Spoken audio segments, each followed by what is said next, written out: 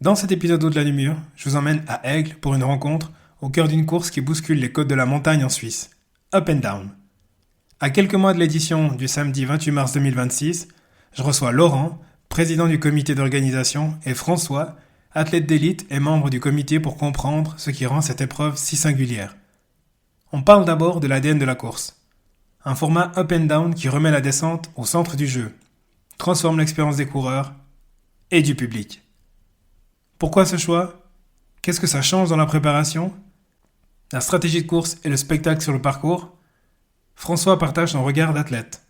Là où les écarts se font, là où tout peut basculer. Cet épisode, c'est aussi une plongée dans les coulisses. Comment un comité construit un événement qui reste convivial, inclusif et ancré localement, tout en visant l'exigence d'un grand rendez-vous? Car en 2026, Up and Down franchit un cap avec l'accueil des championnats suisses de course de montagne. Au format Up and Down, un signal fort pour la discipline.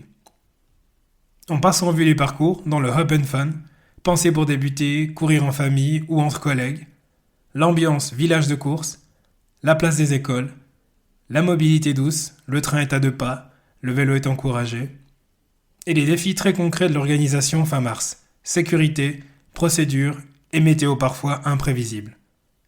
Un épisode pour celles et ceux qui aiment comprendre l'envers du décor, qui veulent découvrir une course accessible mais exigeante, et qui cherchent un rendez-vous de début de saison qui a du sens. Pour les inscriptions, upandown-aigle.ch. Je vous souhaite une très belle écoute. Bienvenue dans Au-delà du mur, le podcast pour tous les passionnés de course, qu'il s'agisse de bitume, de nature ou de piste. Que vous soyez débutant ou coureur aguerri, nous explorons ensemble la préparation physique et mentale, la nutrition et la santé, pour vous aider à atteindre vos objectifs. Si vous cherchez des conseils pratiques, des témoignages inspirants et des discussions captivantes, vous êtes au bon endroit. Préparez-vous, votre voyage au-delà du mur commence ici. Messieurs, bonsoir, comment ça va? Très bien, merci. Bonsoir, merci. Pour les personnes qui ne vous connaissent pas, on va peut-être commencer par le petit nouveau. Est-ce que vous pourrez nous dire qui vous êtes et d'où vous venez? Alors, je suis Laurent Niki, donc j'habite à Aigle avec ma famille depuis une vingtaine d'années maintenant. Je suis de formation professeur d'éducation physique et puis depuis 5 ans, je travaille à la commune d'Aigle en tant que délégué au sport. Et mon cher François, on s'est déjà rencontrés il y a un peu moins d'un an, je crois, sauf erreur. C'était déjà pour parler de la course, mais la première fois qu'on a parlé ensemble, c'était pour que tu nous parles un peu de ton parcours. Et tu étais en vacances à Davos, je crois, ou encore à Davos. Oui, qu'un entraînement à Davos, c'est juste la première fois. Donc c'est déjà la troisième fois, exactement. Tu es quelqu'un qui bouge beaucoup et qui court beaucoup. D'ailleurs, dernièrement, tu as participé à un cross. Comment elles vont les jambes? Ben, très bien. Le cross, on récupère rapidement. C'est des sols mous et puis avec un peu de boue, donc aucun problème. Puis là, je me réjouis de courir l'escalade ce week-end. Ah ouais, donc tu n'arrêtes pas. Non, là, ça va très bien, puis j'en profite, disons. La forme est là, effectivement. La course de l'escalade, ensuite, tu vas enchaîner avec la course de Noël, j'imagine? Exactement, ouais. Puis après, quand même, une petite pause pendant les fêtes et puis repartir avec du cross probablement, puis peut-être Payerne. Voilà. Pour redémarrer la saison 2026. Exactement. Donc tu as déjà Payerne en ligne de mire l'année prochaine. Comme première course sur route, ouais. C'est souvent compétitif, il y a du monde et puis c'est toujours agréable, donc pourquoi pas. On a bien compris que tu étais quelqu'un qui aimait bien courir, mais pour celles et ceux qui n'ont pas situé exactement qui tu étais, est-ce que tu pourrais nous faire un rappel? Oui, donc mon vrai travail, si on veut, c'est d'être enseignant spécialisé à Aigle. Donc voilà, j'aide les élèves qui ont des difficultés scolaires à rester dans l'école ordinaire, si on veut. Et puis à côté, je suis aussi papa de 3 enfants. Marie de Thérèse Leboeuf qui est une coureuse. Et puis j'aide aussi à l'organisation de la course Up and Down Aigle. C'est pour ça que je suis là aujourd'hui. Des journées bien remplies, donc j'imagine, pour toi aussi. Oui, j'ai plusieurs casquettes, mais en même temps, j'ai choisi. Donc tout ça, puis je trouve ça intéressant de travailler sur différents projets. Ça me motive et puis ouais. Donc j'adore ce rythme de vie-là. D'ailleurs, il me semble que la course Up and Down Aigle, c'était Laurent qui était venu te chercher, c'est juste? Exactement, oui. Je faisais partie du comité d'organisation en tant que responsable à la commune des sports de la course à travers Aigle qui existait depuis une bonne vingtaine d'années. Et les sociétés qui l'organisaient organisé aussi beaucoup d'autres choses à Aigle et on a décidé d'arrêter cette course et j'ai décidé de vouloir en maintenir une. Donc la première personne que j'ai contactée, c'était mon nouveau voisin François, que je voyais courir tous les jours et je pensais bien qu'il était passionné de course à pied. On a un petit peu discuté. On peut dire qu'on a monté cette course à 2-3 personnes au début et puis après on s'est entouré d'un comité avec des amis communs. En quelques années, c'est une course qui a grandi et qui a fait sa place dans le paysage des courses en Suisse. Est-ce que tu pourrais nous présenter l'édition 2026, ce dont il est question aujourd'hui, François? Alors, cette édition 2026-là, elle va s'inscrire un peu dans la continuité de ce qu'on a fait jusqu'à présent. Donc, on veut vraiment proposer, mais on va aussi proposer une valeur ajoutée cette année. Donc, c'est dans la continuité parce qu'on veut vraiment garder cet esprit dynamique de l'événement, c'est-à-dire avec des parcours fun qui sont accessibles et exigeants aux faillis à Aigle. Mais puis on veut aussi continuer à faire avancer la discipline de la course en montagne, donc c'était un peu ce qui m'avait motivé au tout début de cette course. Et puis la valeur ajoutée cette année, ça va être l'accueil des championnats suisses de la montagne, toutes catégories, donc on a donc 18, U18 et plus, et peut-être même pour les U16, ça c'est encore à confirmer au courant du mois de décembre. Donc c'est une étape importante quand même pour notre course, et puis c'est quand même un beau tournant dans cette courte histoire de notre épreuve. C'est vous qui avez fait appel à Swiss Athletics pour organiser cette course à Aigle ou est-ce qu'ils recherchaient des parcours et puis ils sont arrivés chez vous? Ça s'est fait un peu par discussion, dans le sens où c'était un besoin qu'ils avaient et puis on avait le terrain pour. Donc on s'est dit, comme ça, on était certain de pouvoir répondre déjà à une demande qu'on n'allait pas faire travailler dans le vide, si on veut, parce qu'on savait qu'eux, ils cherchaient des parcours dynamiques courts et puis en montagne, nous on avait ça, puis voilà, c'était un peu du gagnant-gagnant de travailler avec eux dès le début. Puis c'est pour ça qu'on avait eu la première édition, justement, dans les deux premières éditions, on était les championnats U18, U20, justement à cause de ça. Puis là, ça continue, si on veut, à se propager, puis aller maintenant on est prêt à accueillir pour les seniors également. Ça fait quelques années que vous avez créé cette course avec un comité où justement tu disais que vous étiez parti de rien du tout. C'est quoi le moteur du comité? Vous courez après quoi? Alors, le moteur du comité, elle se fait aussi par les différences. On est vraiment un comité avec des personnes aux compétences différentes, mais aussi avec des visions différentes. Pour aller dans le détail, on a deux coureurs élites, donc qui font beaucoup de courses à pied, qui ont une vision de tout ce qui se passe dans les courses. On a simplement des parents d'enfants qui font du sport, même pas forcément de l'athlétisme, mais du basket, etc., qui se sont impliqués dans des comités d'autres sports et puis qui avaient envie de s'investir dans cette course. Et puis moi également, qui ai fait beaucoup d'athlétisme jeune, pas forcément du trail ou de la course d'endurance, mais plutôt sur la piste, un peu plus vite, mais plus court. Et puis maintenant, avec mon expérience organisationnelle de l'événementiel, grâce à mon métier maintenant, on se complète vraiment très bien. Quand tu as voulu relancer une course à travers Aigle, est-ce que tu envisageais un jour que la course que tu organiserais serait le théâtre des championnats de Suisse ou pas du tout? Absolument pas. Moi, j'avais dans l'idée de continuer sur une course qui ressemblait à celle d'à travers Aigle, parce qu'on a aussi une jolie ville, le château qui est à l'extérieur de la ville, où on aurait pu faire des parcours urbain en boucle, mais quand j'ai contacté François et puis que François il m'a proposé cette idée, j'ai tout de suite été séduit parce que arriver en 2024 avec une course qui ressemble à Bulle, à l'Escalade, à Sion, etc. Voilà, on aurait peut-être été la course vienne ensuite. Et cette nouvelle idée, ça m'a séduit et puis on a foncé là-dedans directement. Avec un comité autant hétéroclite, comme j'ai cru le comprendre, vous vous êtes fixé quoi comme objectif pour 2026? Parce que l'appétit vient en mangeant, vous avez les championnats de Suisse, donc qu'est-ce qui fera que vous serez heureux et complet le soir du 28 mars 2026? Alors, nous, on a vraiment à cœur d'offrir des championnats suisses de qualité à tous les niveaux pour les concurrents. Ça, c'est une première chose. Et la deuxième, c'est que on ne veut pas non plus oublier les coureurs populaires. C'est aussi la grande qualité du comité. C'est qu'on veut avoir toutes les visions possibles. Avec l'école, on sait que ça marche. C'est chaque fois plus d'élèves chaque année qui s'inscrivent et on voit qu'ils ont vraiment du plaisir à courir sur ces chemins, même qu'ils ne les connaissent pas forcément tous bien. C'est varié, c'est ludique, ça passe plus vite, je pense, même si c'est un petit peu plus dur. Et puis, montrer aussi à ces coureurs populaires que la course de montagne, elle n'est pas inaccessible et qu'elle est vraiment accessible à tous les niveaux. Et c'est pour ça qu'on a fait des parcours en conséquence. Et au niveau de l'identité, donc si je comprends bien que c'est une course qui attire les enfants du village, donc ça veut dire que vous êtes quand même ancré au niveau local, vous voulez donner le goût du mouvement aux enfants, leur proposer quelque chose qui leur permette de bouger. Mais ça serait quoi l'ADN de cette édition 2026? Alors, c'est l'ambiance conviviale aussi qu'on a envie de créer avec ce village de fête. On a le départ et l'arrivée dans un parc au même endroit. On a des stands, des buvettes.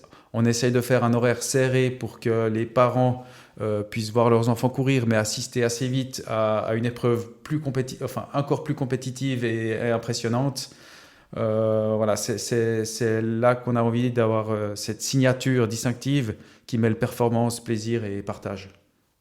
Donc si j'ai bien compris, la partie squeezer le programme et puis expérience, ou en tout cas parcours cette année, c'est pour toi, François? Oui, exactement. Moi, je peux vous parler un peu des parcours, justement. Bon, d'ailleurs, je vais peut-être ajouter un point qui va être particulier pour les championnats suisses, c'est que ça va être un peu les premiers championnats suisses au format up and down. Donc, jusqu'à présent, ça a toujours été des championnats qui étaient toujours en montée pour la course en montagne. Puis bon, j'ai toujours été d'opinion qu'il fallait de la variété parce que pour justement préparer les athlètes à ce qui leur attend au niveau international, les athlètes doivent courir sur les deux formats, donc c'est essentiel qu'ils puissent s'entraîner puis se mesurer dans des conditions similaires en Suisse. On a eu déjà des échanges assez positifs avec des athlètes justement sur avoir un parcours avec de la descente. Il y en a qui étaient aussi un peu étonnés de savoir qu'il allait y avoir une descente dans les championnats suisses, mais jusqu'à date, en tout cas, c'est positif. Et puis, j'ai aussi des commentaires qui m'ont bien fait rigoler. Quand j'étais à Mora-Fribourg, il y a une personne assez âgée qui est venue me voir et me dit « C'est toi qui organise la course? » Je dis « Oui, je suis sur le comité avec d'autres. Ouais. » Puis il me dit il dit « C'est super qu'il y aura de la descente. Les vieux, ils aiment la descente aussi. Et puis, on peut descendre vite, tu vas voir. » Donc, ça m'a fait très plaisir d'entendre ça. Donc, ça, c'est pour le format. Après, comme Laurent a dit, on veut vraiment viser pas que l'élite, mais aussi pour tout le monde. Donc, c'est pour ça qu'on a 3 parcours qu'on va proposer aux adultes. Donc, on a le format pour les élites qui va être championnat suisse, mais évidemment que c'est ouvert aussi à tout le monde. 11,14 km avec 878 mètres de dénivelé positif. Après, on a pour les populaires qui souhaitent un effort, mais quand même un peu plus réduit. Donc, c'est un tour, donc 5,5 km avec 439 mètres de dénivelé positif. Donc, c'est monter à Panin puis redescendre plus ou moins. Et puis, on a un parcours qu'on a introduit l'année passée, Up and Fun, qu'on appelle. C'est un petit parcours vallonné pour les débutants en trail. En réalité, c'est le même parcours qu'on utilise pour les U18. Celui-là, il ne monte pas jusqu'à Panin, mais il reste plus en bas. C'est un peu un style sentier de VTT. Vallonné, pas dangereux du tout, mais très fun à courir. Donc, puis ce format-là, il est utilisé aussi pour les catégories famille et entreprise pour vraiment que tout le monde puisse participer. Une autre chose qu'on a fait, c'est qu'on a réduit le prix vraiment pour essayer d'enlever toutes les barrières possibles pour que les gens puissent participer. Quand on discutait de cette fameuse course up and down l'année dernière, tu disais qu'en Suisse, il n'y avait pas beaucoup de courses qui proposaient non seulement le up and down, parce que c'est vrai que les montées sèches, il y en a partout. Ouais. Est-ce que depuis, c'est quelque chose qui a évolué ou vous êtes toujours un peu seul là-dedans? À vrai dire, on est vraiment un peu seul encore là-dedans, ça continue. Par contre, j'ai discuté avec un collègue qui organise dans le canton de Berne, j'oublie le nom de la course, je voudrais la vérifier, mais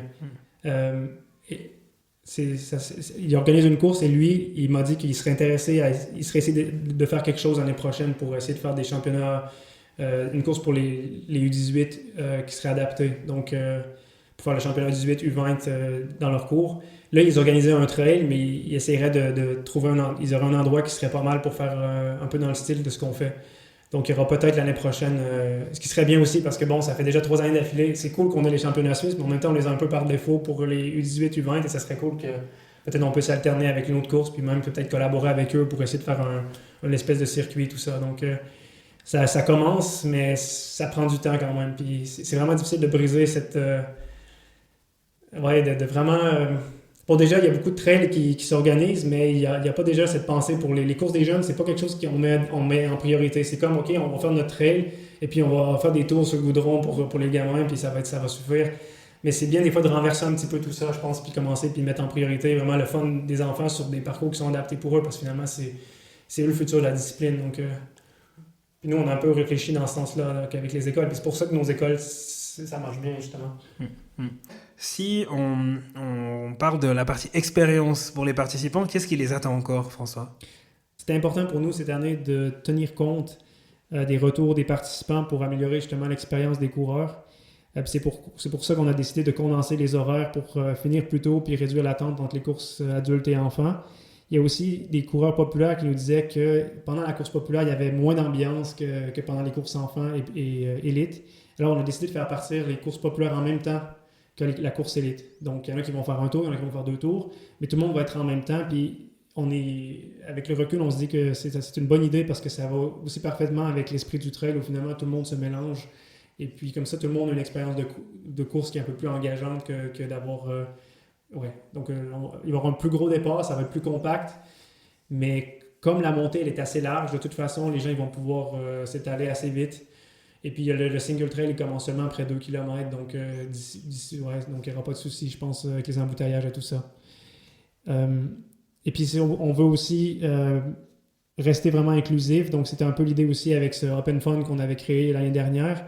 Et puis, on a baissé justement les tarifs cette année pour permettre d'enlever cette barrière-là puis de ne pas décourager les gens à prendre part. Donc là, on a un parcours accessible et puis qui ne coûte pas cher. Donc maintenant, il n'y a plus d'excuses pour se lancer. Et puis finalement, on a remarqué pour le transport qu'il y a beaucoup de gens qui venaient en vélo l'année passée. Puis il y a des vélos parqués un peu partout. Donc on a décidé de mettre en place, on est en train de travailler avec Domsic, un de nos sponsors, pour avoir un parc à vélo. Donc une zone qui va être vraiment dédiée pour ça. Et puis on est en train de discuter pour avoir même peut-être, ils vont peut-être même venir avec un atelier mobile pour faire des réparations de vélos sur place. Donc ce serait vraiment un luxe. Il faut encore confirmer la deuxième partie. En tout cas, Domsic, ils nous ont dit qu'ils seraient là, mais après avoir qu'est-ce qu'on fait, mais ça serait un truc vraiment cool. Et puis finalement, on a remarqué aussi qu'il y a pas mal de gens qui sont venus en train, des familles d'Aigle et de l'extérieur. Donc on a la gare qui est seulement, un arrêt de train qui est seulement à 50 mètres du départ, et puis on va essayer de vraiment favoriser cette mobilité douce, comme ça il y a la fluidité dans les transports va être facilitée, et puis ça va être plus agréable pour tout le monde aussi. Est-ce que c'est une course qu'on peut gagner à la descente ou plutôt à la montée?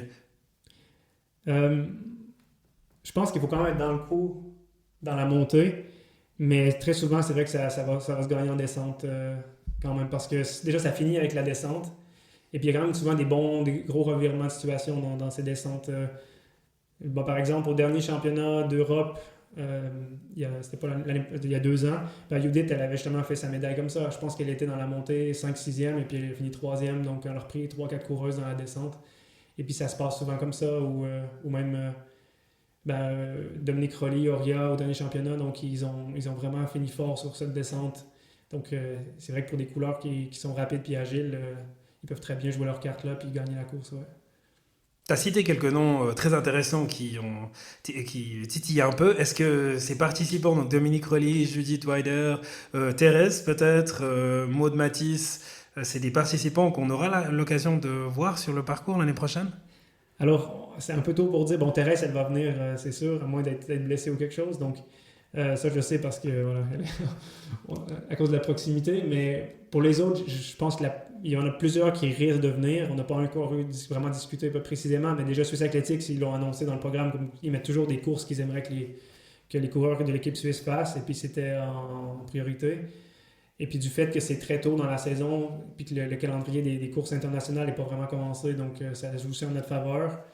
Puis, ça va être une course de sélection aussi, donc pour les championnats d'Europe qui vont se passer, qui vont être au début juin.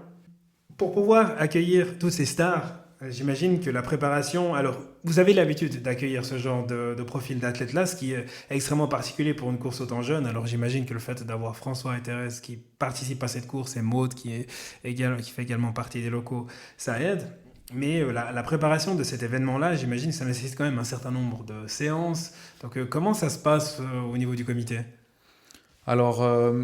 on est sur notre 3e édition, donc on a déjà beaucoup d'éléments connus qui nous permettent de gagner du temps sur certaines choses. Je me souviens que la première année, on a dû tout construire et c'était vraiment plus lourd. Là, depuis septembre, on se voit le comité toutes les 3-4 semaines. On intensifie un petit peu les 2 derniers mois, mais on arrive à chacun aussi travailler de notre côté et à pas faire des séances qui durent des heures et des heures. On travaille aussi vraiment chacun de notre côté pour ça.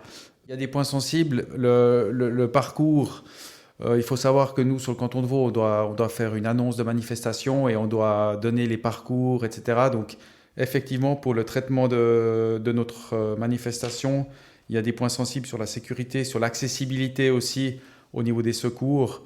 Donc, on profite encore cette année d'être hôte des chemins suisses pour encore améliorer ce point-là.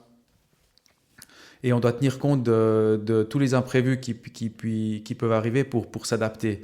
Et ça, c'est des procédures qu'on doit mettre en place avant. Et on profite encore une fois d'être chemins suisses pour mettre en place ces procédures, notamment une blessure sur le parcours, quelle est la chaîne d'information, dans quel sens, etc., pour arriver jusqu'à l'athlète blessé. La météo, on est au mois de mars, donc il faut que les parcours soient sécures en tout temps. Le 28 mars, on pourrait, par exemple, se retrouver avec 30 cm de neige. Qu'est-ce qu'on fait avec 30 cm de neige? Il faut probablement un parcours de remplacement. Il doit être connu, balisé peut-être sur le tard et même placer des bénévoles ailleurs. Donc oui, on est en train de mettre ça en place. Comment est-ce que tu maintiens cette flamme pour continuer maintenant que, on pourrait presque dire, tu as, entre guillemets, assuré la pérennité de ton événement, en tout cas pendant quelques années? Alors, ce que je constate au comité, c'est que chacun vraiment essaie de progresser dans son secteur. Notre responsable des bénévoles, il veut chaque fois améliorer la fluidité des gens sur le site, il réfléchit aux espaces, etc. Tout comme notre responsable logistique pour l'accessibilité, pour le placement des stands, les buvettes, etc. Donc vraiment, chacun a envie de progresser dans son secteur et c'est vraiment stimulant, d'une part pour chacun, mais aussi pour le comité en général, parce qu'on voit cette dynamique que chacun essaie de travailler au mieux pour être motivé à faire grandir la course quantitativement et qualitativement. Est-ce que cet effet organisation championnat de Suisse a eu un effet? Parce que les inscriptions se sont ouvertes hier, donc le 1er décembre, aujourd'hui on enregistre, on est le 2 décembre. Est-ce que vous avez vu un boom des inscriptions ou pas encore? Alors pas encore, là on est juste 1 ou 2 jours après. Il y a eu la première heure, une quinzaine d'inscriptions directement. Pas des gens d'Aigle, donc c'est vraiment des gens intéressés par le chemin suisse, je pense. Dans ces organisations, effectivement, les gens s'inscrivent quand même souvent assez tard. Je pense que les participants des chemins suisses s'inscriront assez tôt parce qu'ils auront prévu ça au calendrier. Mais quand même, 70% des participants ils s'inscrivent dans les 2 dernières semaines.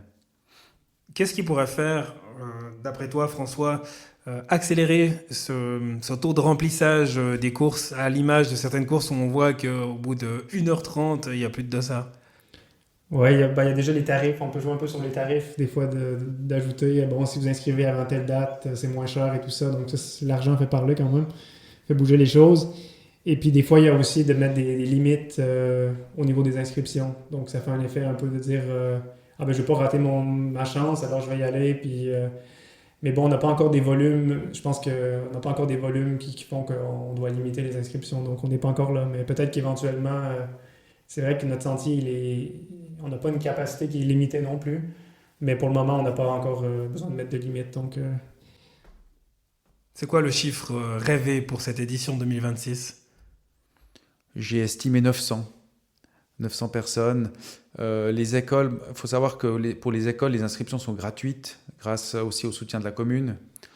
Donc là, chaque année, les parents aussi sont contents. On en a vu qui sont revenus, qui nous ont félicité pour l'organisation. Il y a chaque fois eu plus d'enfants. Il y a aussi des défections, c'est clair, c'est un public différent. Mais, et puis on a regardé un petit peu avec François d'autres courses qui ont accueilli les chemins suisses et qui sont des courses qui ne sont pas chaque année chemins suisses. Et lorsqu'il y a les chemins suisses, il y a quand même une centaine d'adultes de plus.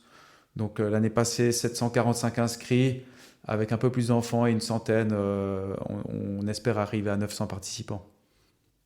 Et qu'est-ce que tu leur dirais pour les encourager à s'inscrire, ceux qui n'ont pas forcément prévu de venir pour les championnats suisses, mais qui hésitent encore à s'inscrire simplement pour participer? Qu'il faut oser l'aventure. Comme on le dit depuis le début, il y en a pour toutes et tous. Il y a vraiment de quoi faire pour tout le monde. Et puis un petit conseil aussi de ne pas regarder que le nombre de kilomètres pour s'inscrire, parce qu'il y a aussi du dénivelé. Et 11 kilomètres à plat, ça se court plutôt facilement pour une bonne partie des gens. 11 kilomètres avec 800 mètres dénivelé et avec des descentes techniques. On a vu que l'année passée, le premier a gagné en 48 minutes, mais qu'il y en a qui ont mis plus de 2 heures. Donc bien regarder, même avec peu de kilomètres, on peut déjà bien en profiter. Et donc, dans ce cas, je vais me retourner vers l'expert. C'est quoi comme préparation d'entraînement, justement? Parce qu'un 10 kills, ça, je connais. À plat, je sais comment est-ce que je me cale. Mais en termes d'effort, effectivement, 800 mètres de dénivelé, c'est pas rien quand même. Non, c'est pas rien. Je pense qu'une bonne préparation, en tout cas moi je vais le faire comme ça, puis je discutais avec mes collègues de Martigny qui vont, Pierre-André et compagnie vont aussi faire comme ça. On va préparer les championnats suisses de cross qui sont à peu près un mois avant. Et puis ça fait une bonne préparation. Puis après, on va ajouter des entraînements de descente spécifiques, vraiment faire des descentes rapides. Donc des fois, ça peut être des intervalles courts, donc avec, je sais pas moi, 2 minutes de montée, 1 minute de descente rapide. Donc vraiment qui combine cet enchaînement montée-descente. Ou même ça peut être 2 de montée, 30 secondes de descente, remontée 1 minute, redescendre 30 secondes. Donc des enchaînements comme ça qui... voilà. Puis ça prépare vraiment les jambes à ce genre d'effort. Ou comme ça, on arrive au deuxième tour, puis on peut avoir encore du plaisir pour ne pas les jambes fracassées dès la fin du premier tour. Qu'on peut bien remonter. Ça, c'est un très très bon conseil, ça. Effectivement, il y a 2 tours, donc pas non plus jeter tous les chevaux dans la bataille dès la première boucle, parce qu'il y en a quand même encore une deuxième à faire. Exactement, ouais. Merci beaucoup, messieurs, de m'avoir accordé ce temps-là pour parler de cette nouvelle édition de la Up and Down d'Aigle qui aura lieu le samedi 28 mars 2026. Donc, on vous attend nombreux et nombreuses à cette édition. D'ailleurs, je me réjouis d'être sur place pour commenter en live et faire sonner la petite cloche, pas en tant que participant, mais en tant que commentateur, chauffeur de salle. Et puis, on se revoit très bientôt. Merci beaucoup. Ouais, merci. Bonne soirée. Merci d'avoir écouté cet épisode d'Au-delà du mur. Si le sujet vous a inspiré ou intrigué, n'oubliez pas de vous abonner pour ne rien manquer des prochains épisodes. Rejoignez notre communauté sur les réseaux sociaux et partagez vos réflexions avec nous. Je serai ravi d'entendre ce que vous avez pensé de cet épisode. Et si vous avez aimé, pensez à laisser un avis 5 étoiles sur votre plateforme d'écoute préférée. Ça m'aide énormément à faire grandir la communauté d'Au-delà du mur.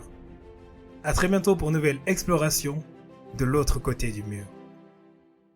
Jusque-là, continuez à questionner, à explorer et à repousser vos limites.